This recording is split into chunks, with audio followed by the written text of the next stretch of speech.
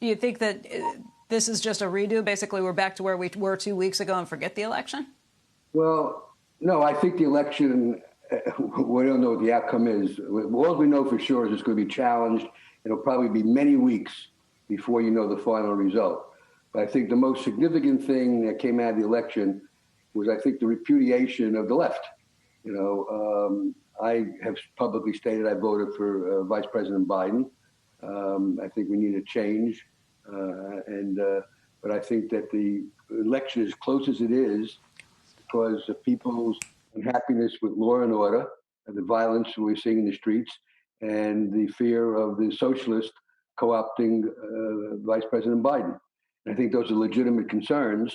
But I think the overwhelming reality is the Fed is just creating this environment of free money. And you have to kind of make a judgment whether that's justified, how long it's going to last, and what impact this has in the longer term outlook.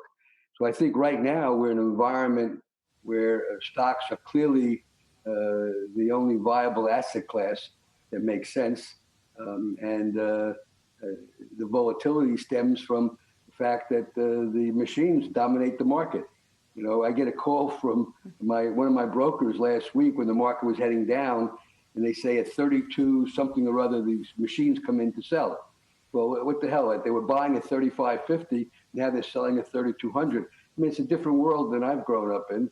But I would say that I think the near-term outlook is favorable because of Fed policy, because of the apparent election outcome.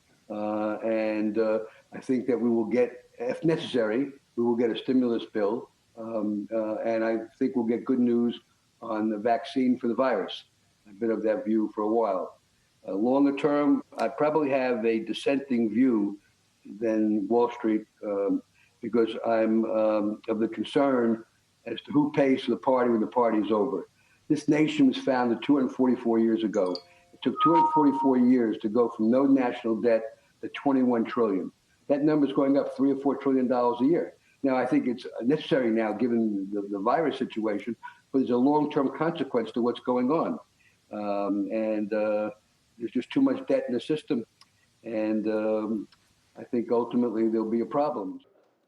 Shepard Smith here. Thanks for watching CNBC on YouTube.